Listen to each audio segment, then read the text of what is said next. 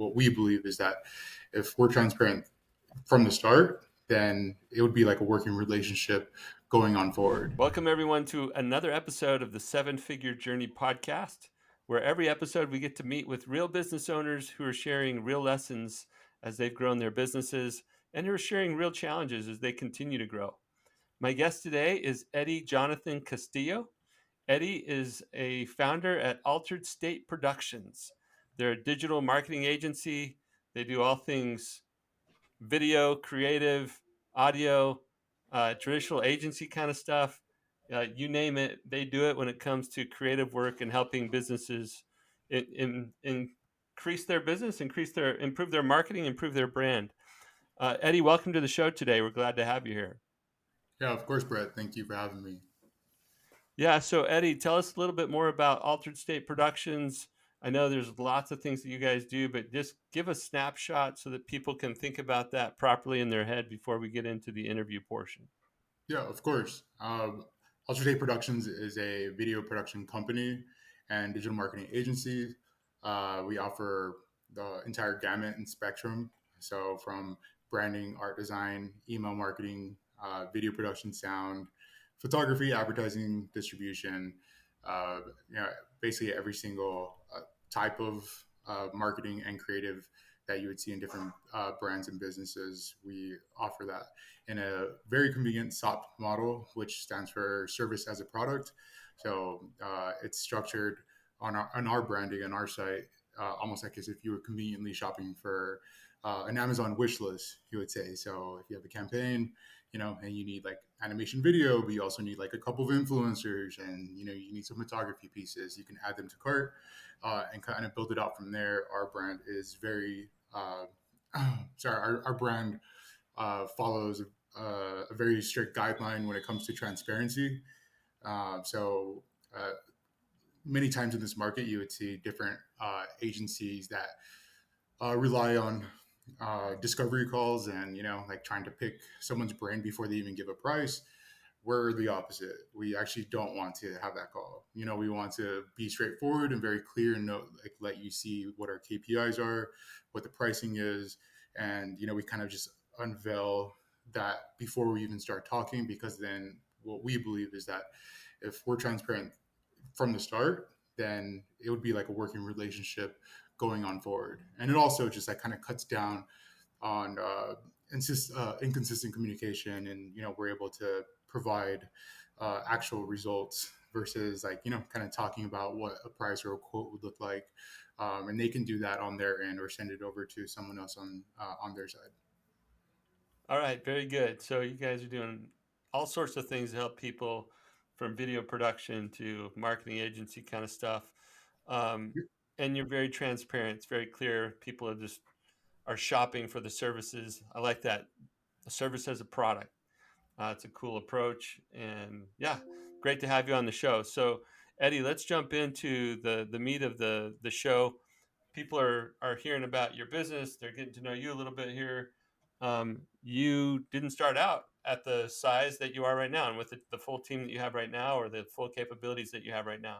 You started out in the beginning something smaller, and you've come a long way. And there's some lessons that you've learned along the way, lessons in growing a team, lessons in scaling a business, lessons as a leader. And we'd like to learn from some of the things that you've learned so that our listeners can take that in and try to better themselves and their businesses as a Yeah, result. So what would be some key lessons that you've learned in your growth journey so far? that's a really good question, actually, Brett. So, starting off this bootstrap business, I had quite a bit of experience in media for over a decade before, we actually opened up our website and took on different clients.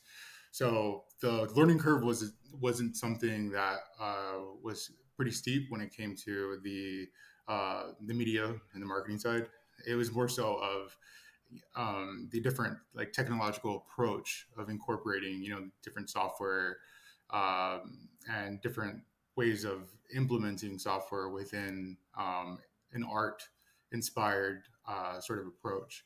right? So that was one area that was a bit of a steep learning curve because, as you guys know, like software consistently changes and updates, and like by the time the newest, freshest tech that's out there, there's like another one or a beta version of something else. And now with AI, that's like something that I think we all are intuitively like kind of like on that curve together with, right? So that's one area that um, I definitely had a bit of a hard time with at first, and I think uh, on the financial end, right? Like because it was a bootstrap company, it was every dollar in was put right back into the company. So that's that would be like a recommendation that I have for other people. Like obviously if you are opening for your own business or practice, whatever it may be, at least a medium of like 50 to 50% of revenue coming in, just put it right back into the your actual business model, until it gets to like an equitable place where you can kind of rely on that as a formidable income. um, and yeah, when scaling with different, like with the team, that's where when we started scaling, it was just two of us at first.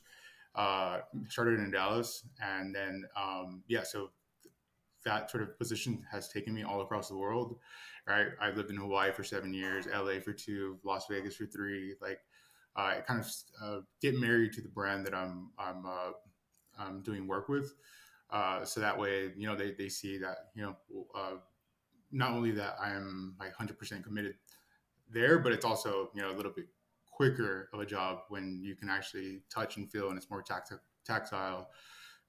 So scaling in that area where we have different people in different cities and time zones, that is definitely a place where um, it was a bit of a steep learning curve. But on top of that, it's like the way different cities work. Like for example, the average cost of a videographer in Honolulu is very different from one in Atlanta. You get me?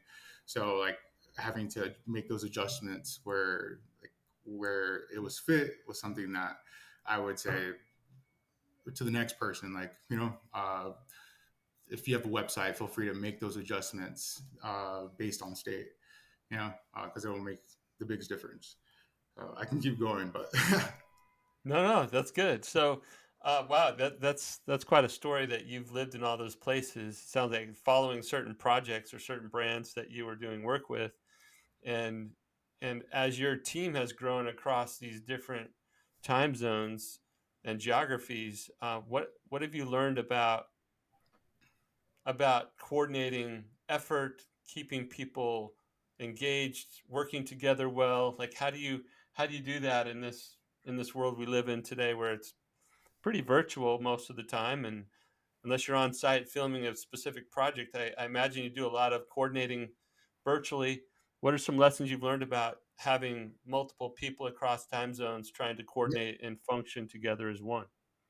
for sure. So I think the side of getting everyone engaged is super important to make everyone, or at least let them know that they are also sitting at the table too. Like it's not a project that I am just a part of. Like we are all a part of this project, and if you're a stakeholder on this project, then there's nothing better than creativity being pushed across like synergy, right?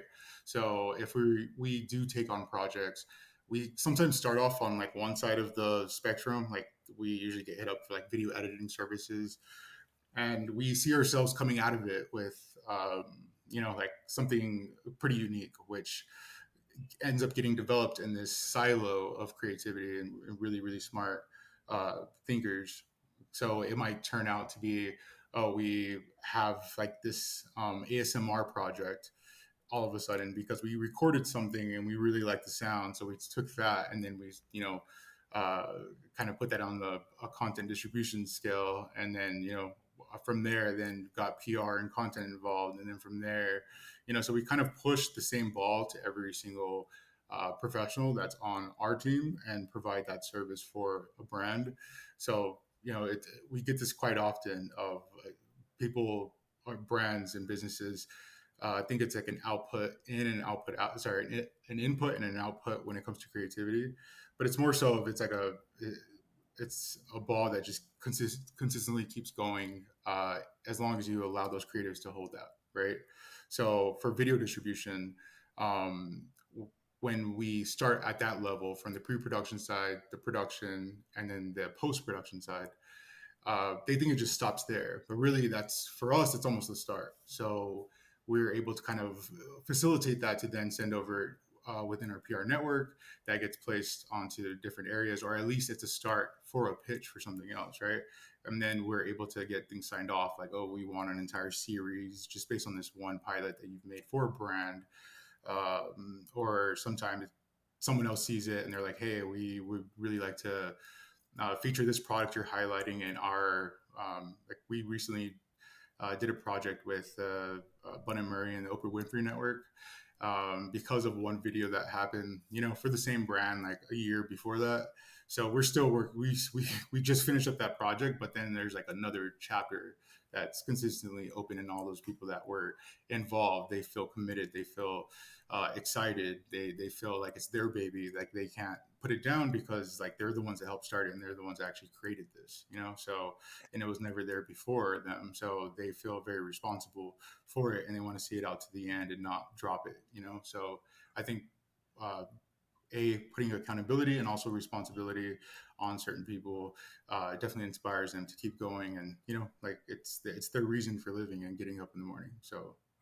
Yeah, as you were talking, Eddie, I was thinking about the power that it is, even in a business that doesn't have a bunch of creatives in it, how powerful it is to enroll the team in the process, to have them feel connected to the bigger picture, whether that's, a project like you're describing or a service that's being delivered. The point is, when they feel connected to this bigger thing, this cause or this passion or this, I don't know, some exciting project, then you get them enrolled, and not just in their, their thinking, but their hearts are pulled into that, and they want to see that creation go to the furthest it can, and they're invested in it. So I can see how getting your team involved in these projects is a way to have them really buy in and want to be a part of whatever gets created in the end.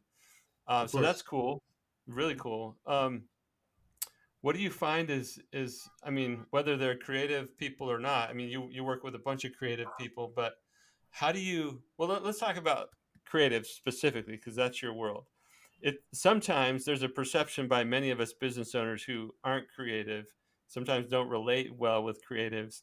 We're like they don't follow process very well. They're not very, you know, they Right. don't follow the details. They're not, whatever. How do you get the right amount of, like, detail and consistency and process, but still have all the wonderful creativity benefits that you get from that? Uh, yeah, I mean that's a really good question. That there's a, sort of a stigma behind like certain creatives, right? Like that. Let's call it a stereotype. Doesn't have to be bad, right?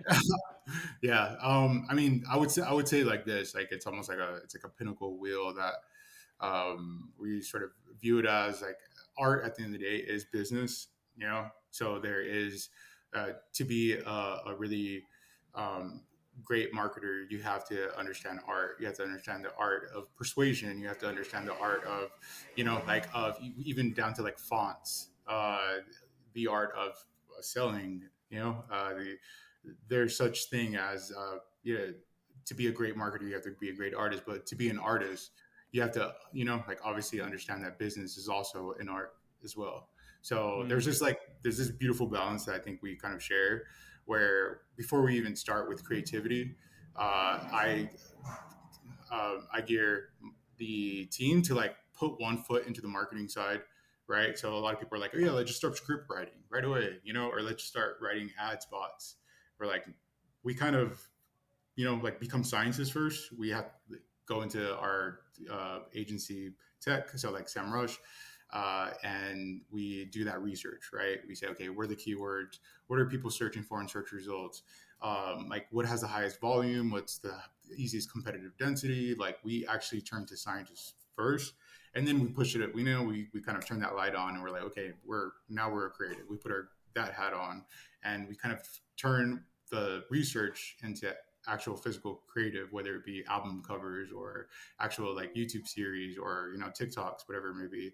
And then once that's complete, then we all of a sudden turn again back into a marketer, right? We're like, okay, where do we distribute this, and like what's the copy underneath it? So I think having both sides is definitely needed and beneficial. I think at MIT they do the same, right? Like if Yeah. you're like in the science department, you have to be on the other side of the hemisphere, so that way it inspires the other side.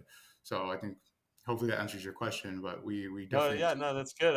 I guess as a follow-up, do you rely on certain people who might be a little bit more process focused to lead everybody else through that? Or are you just so disciplined as a team that you just all get really curious and scientific together, and then your process moves over to now we're going to get creative and let the art yep, the art that's shine through? that 100%. That's the process. Like it's Okay. part of our SOP. Like it's the pipeline of like Yeah. from start all the way to end. We call it the perfect work back, actually. So Okay. we All have right. like our SEO like research, and like we answer Uh-huh. all these questions from like FAQs to blogs to log lines to like long form to titles, H1, H2s. Like it's literally like and then it moves down the gamut all the way down until it sees the audience's eye. So anybody coming in, whether it be an artist, producer, storyteller, or a technician, like they understand that process, and that's the process we go through. So that way, whenever they catch us in one part of that process, if they're like, "Hey, I'm uploading to I don't know, like to Vimeo or something," they understand. We at least know it's a lingua de franca, right? And we all have that common knowledge of like, okay, they have everything before that work back. They have the keywords. They understand this is the brand. They understand, like they have kind of that background of the onboarding to at least, like it's not so hands Yeah. on. It's not so meticulous with management, because we all are in agreement of like, okay, this is how the process works to, uh, to do this certain marketing or creative task. Yeah. Okay. That makes a ton of sense. Well, very good. I appreciate the lessons that you've learned and shared. Let's shift a little bit here and talk about the fact that your business is still growing. Your team is still learning.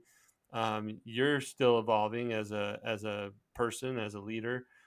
What is a challenge that I might be able to help you with, or something that you're working on today that I could help you with, and hopefully help some others along the way? Yeah, of course. Yeah, I definitely, from the great words of Kanye West, you don't have the answer sway. Like, I definitely, I'm still learning every single day, and it's a blessing that I am still in this industry, learning from like, the greats before me, but even down to someone who probably has never even put a foot into this industry. They still teach me something, about myself and the way I carry myself, so forth. So, Mm. definitely very open to any sort of advice, feedback, and something that I kind of struggle with, especially when it comes to like not only my own agency and team, but also the other brands I'm connected with. I'm also a shareholder of other companies as well. So, it's a little challenging to split yourself off and fragment yourself into multiple different areas and be in every Mm. single meeting and make sure that everything that is being distributed out is like is being put in front of your eye to then have a sign off to then be put out, and you can only make so many playbooks to do that. So my challenge would be the day to day, like the actual day to day for different leaders, but also C levels, directors, technicians, employees, contractors, like all, everyone, that touch point of a day to day is something that I am like honestly really horrible at. Mm. I have this. It's kind of like embedded in me. I've never set an alarm on my like to get up. I've never had to be somewhere at a certain time if I didn't agree to it. Right? There's not a place that says like, oh yeah, Right. you have to be here 8 to 5 and check in. Like no, like I so the day to day for me, like I respond back to you when I can, kind of a thing, and sometimes what that does is it stops certain flows from happening. It slows Hmm. down the process. So if we have a certain deadline for, let's say, for this whole ad, the series of ads to go out for a a skincare brand, right? And nothing can creativity itself, like it just standing as a media director, it needs sign off from me, but also needs sign off from the content side from the content director. So we have those certain like times of the week to do it, right? Like, but when something happens, like, oh hey, like like you can't really see the brand on the logo on here, and we're already shooting. We paid for all these cameras. The talent's sitting down. They have it in front of them. Can I FaceTime you and you can see what the product looks like and what we're talking about? And literally, I'm in another meeting, like handling something else, and it's like, Right.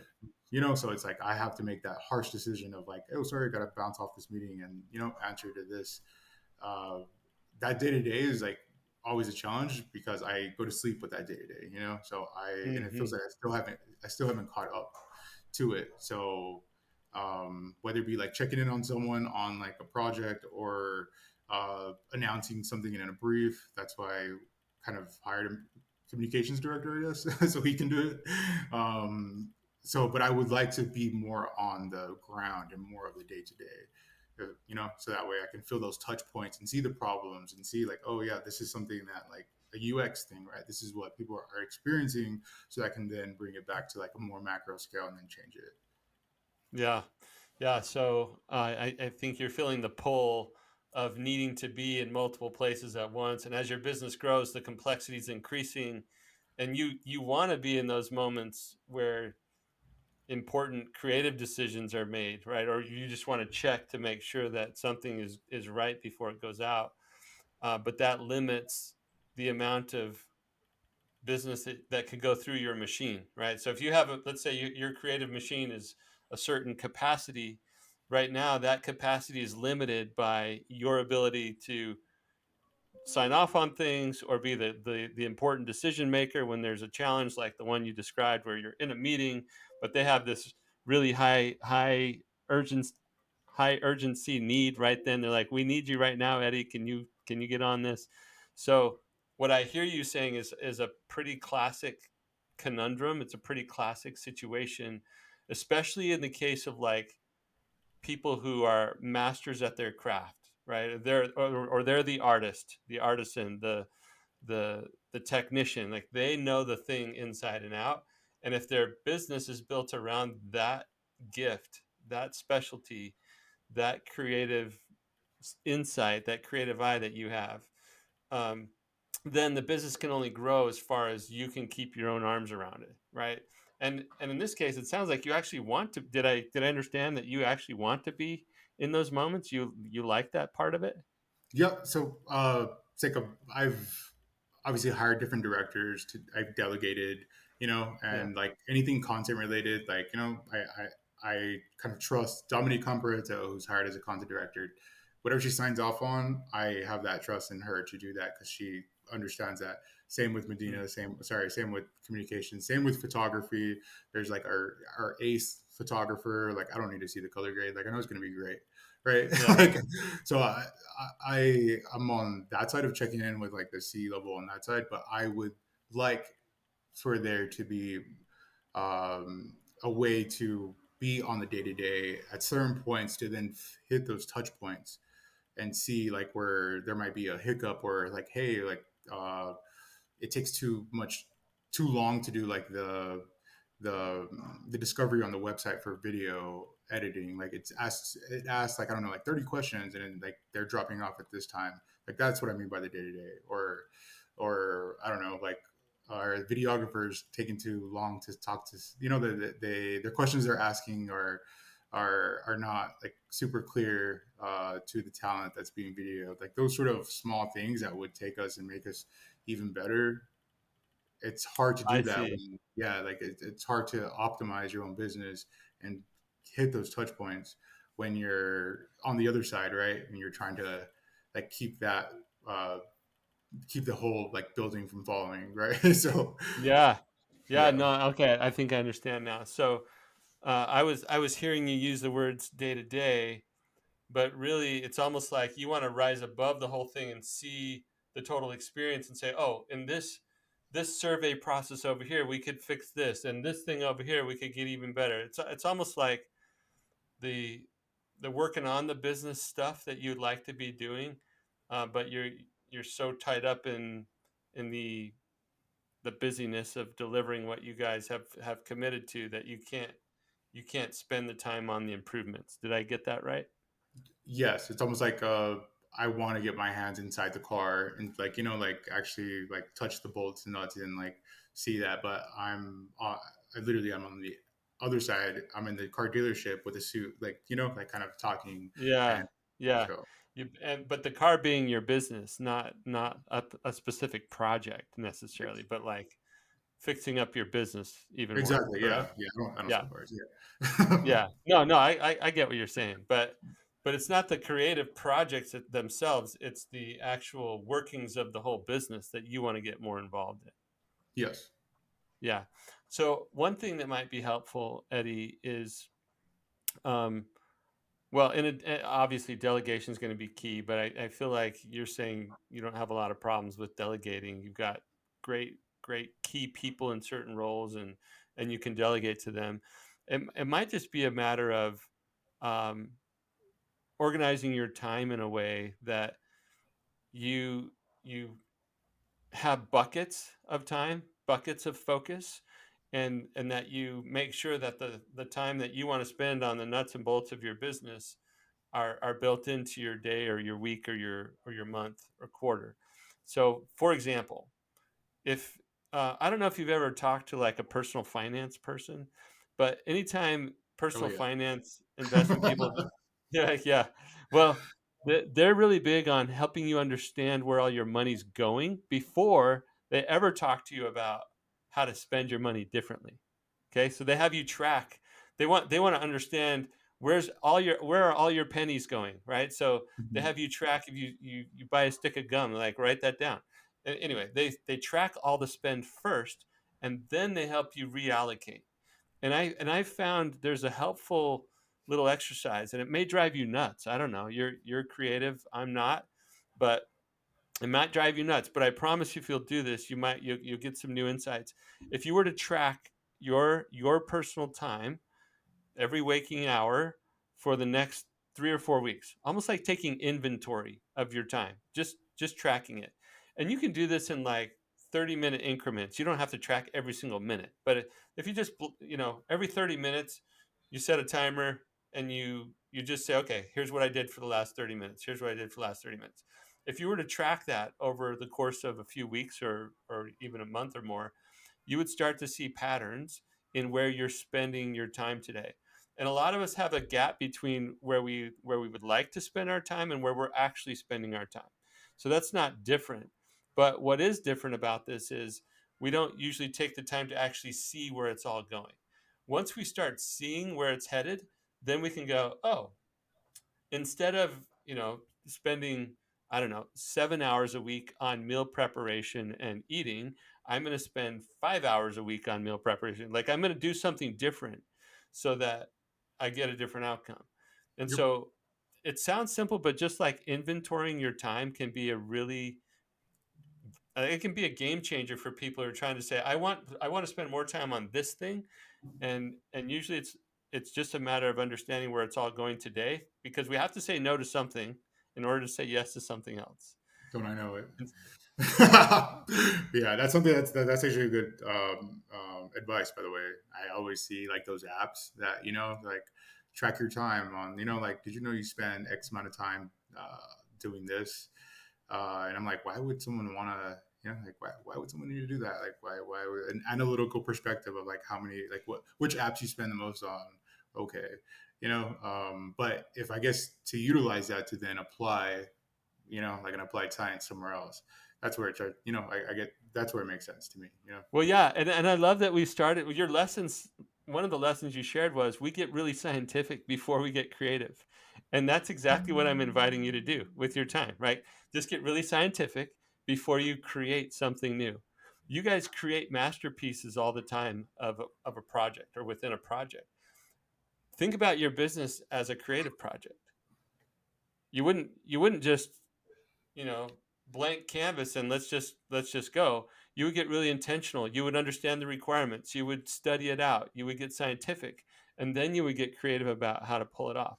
So Yep. I'm inviting you to exercise that same level of curiosity and scientific approach It's understanding what your time is going to today. And I'm quite certain you're going to see something that goes, "Oh, wait a minute. I'm saying I want this, but I'm behaving differently. My time is being invested a different way." It's sort of like saying, "I want to be a millionaire, but I want to, I want to buy, I don't know, someday." This is a horrible example with a successful business owner, but but I I look at people who, and this is with no judgment whatsoever, for Okay. you or anybody else listening. I look at people who have to have their Starbucks every morning, right? They're like, I want this financial goal, but I spend this much money every single day on coffee, right? It's like, You just triggered tons of people right I now. know I just triggered somebody. You triggered a lot of people. Yeah. Honestly. Well, I'm just trying to make this real, right? Like, Of course. I say I want this thing, but then I behave this other way. And we kid ourselves all the time as business owners. Like, I want to be able to do this other thing, but I spend all my time doing these things. Yeah. Um, I'm going to give one book recommendation before we wrap up here, Eddie. Do you like to listen to books? So I like to listen to books. That's Yeah. really Do you listen to yeah. books? Yeah, but I have listened to audiobooks. Yes. Do I Yeah. like to listen to books as like on my downtime? Do I choose it? No. No, okay. Yeah, I'm like you. I don't really listen to books for fun, but if I'm trying to grow myself, if there's like somebody says, "Oh, you should check out this book for my business," I want to listen to them. I'd probably scratch my eyeballs out if I had to read the whole book. But yeah, I'd Yeah. rather I'd rather listen when I'm driving or exercising or whatever. So there's a book called Essentialism. Okay, Essentialism by a guy named Greg McEwen, and he basically looks at the world and says, there's all these possibilities. In fact, our business is this. Like, there's so much possibility in business. We could go any direction, take any number of paths. And so we spend most of our time figuring out which things to say no to.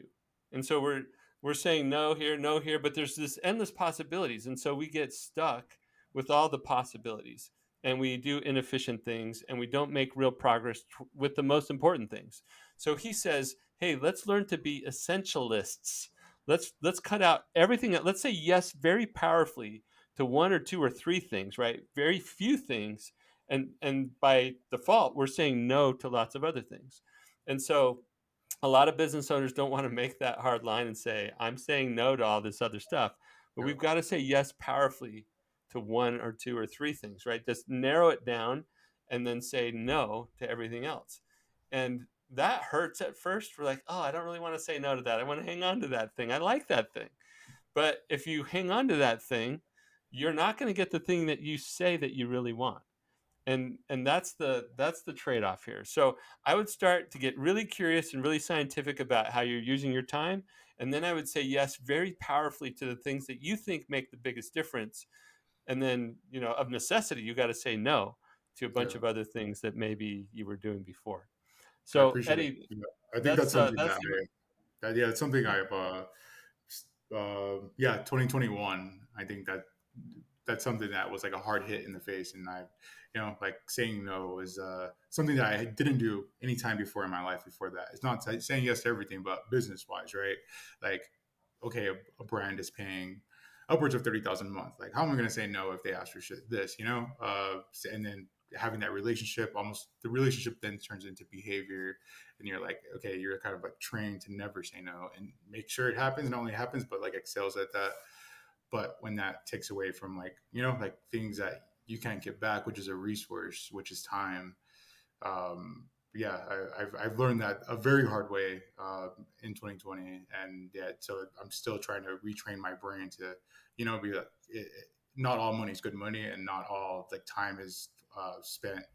Not all time spent is equated the same. Like, you might get more out of uh, saying yes and going this way because of the fact that you said no to something that would have taken up three times the amount of your time. So yeah, that's right.